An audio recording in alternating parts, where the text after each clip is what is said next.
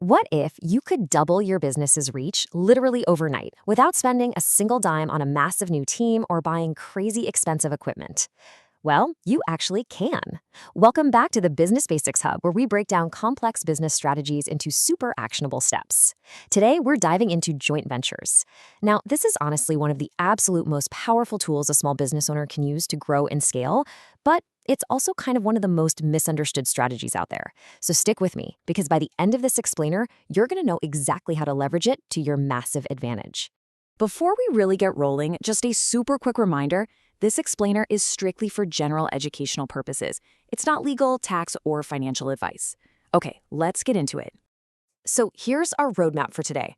We're going to cover exactly what a joint venture is, why they matter so much for small business owners like us, a super simple step-by-step guide to actually forming one, and finally, those common beginner mistakes you absolutely need to avoid. All right, part one. What is a joint venture? Let's get the absolute basics down so we're all on the exact same page. Basically, think of a JV as a temporary, highly focused alliance for a very specific goal. You're teaming up with another business, sure, but, and this is key, you are keeping your own businesses completely separate.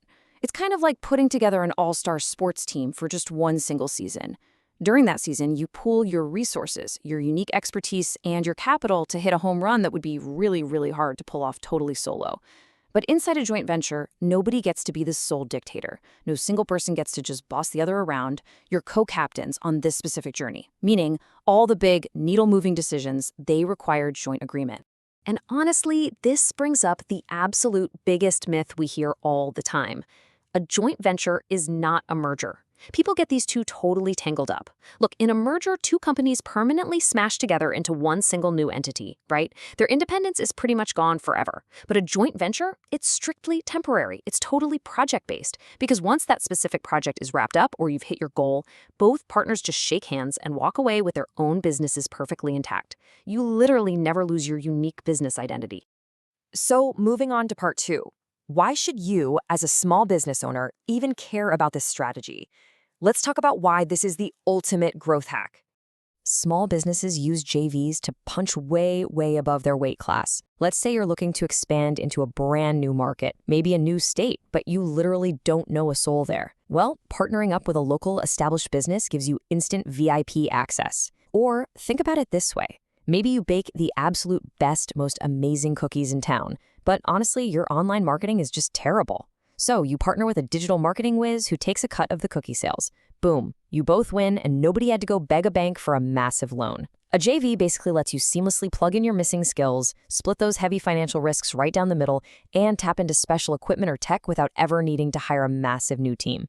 The whole point here is that you really don't have to build everything from scratch. Just look at the real world. Sony and Honda literally teamed up to build an electric car. Sony brought their absolutely incredible software and imaging tech to the table, and Honda brought decades and decades of hardcore car manufacturing expertise. Together, they built the Afeela electric vehicle just by combining their existing superpowers. Neither company had to waste years trying to learn the other's industry. And look, if multi-billion-dollar giants are using this strategy to save massive amounts of time and money, just imagine what it can do for your local business. All right, part three, how to actually form a JV. Let's turn all this theory into an actionable playbook you can use today. So the first half of this process is entirely about intense preparation. Step one, you have to define a super specific goal. Please don't just say, hey, let's make some money. You want to say, let's build and sell this specific software tool within the next 12 months. Okay, step two, find the perfect match. You're looking for a partner who has exactly what you're missing. Step three, do your homework on them. Check their background, read the reviews, verify they're financially stable. I mean, you wouldn't marry someone after one good date, right? So please don't rush into a JV either. This is your due diligence. And step four, get a basic agreement down on paper, covering the key business terms. You absolutely must agree on who does what and exactly how the profits are split before you ever spend a single dime on legal fees. Okay, once you're perfectly aligned on those basics, step five is finalizing the legal structure. You've got to decide, is this just going to be a simple binding contract between your two businesses, or do we actually need to spin up a brand new LLC just for this specific project? Step six, get separate lawyers to draft the official joint venture agreement. Seriously, never, ever share a lawyer. Step 7, form that new legal entity if your specific project needs one. And then finally, step 8, you both sign, you fund the project, and you launch that thing. It's go time. Which brings us to part 4, common beginner mistakes. Now you know how to build one. We also really need to talk about how to keep it from falling apart. Now, I'm going to be real with you for a second. What's truly staggering here is that right around 50% of joint ventures actually fail. That's basically the exact same failure rate as marriages, which is wild. But hey, please don't let that statistic scare you off. Seriously, because as you're about to see, almost all of these failures happen for the exact same, completely preventable reasons.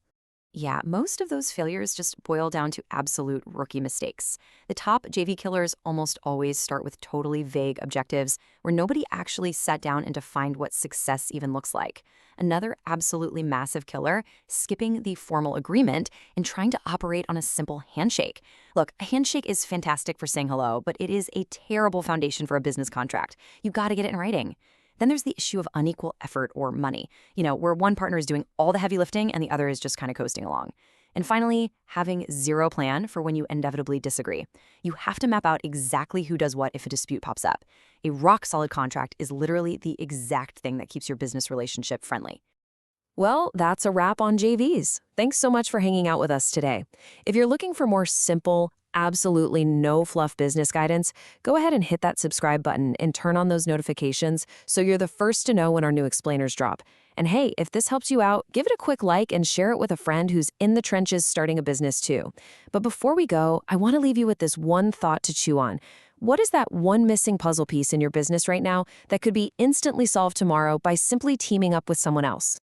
Just a final reminder, guys, this content is for general educational purposes only. It's not legal, tax, or financial advice. Since laws and requirements change depending on your state and your specific situation, definitely consider chatting with a qualified professional for guidance tailored to your business.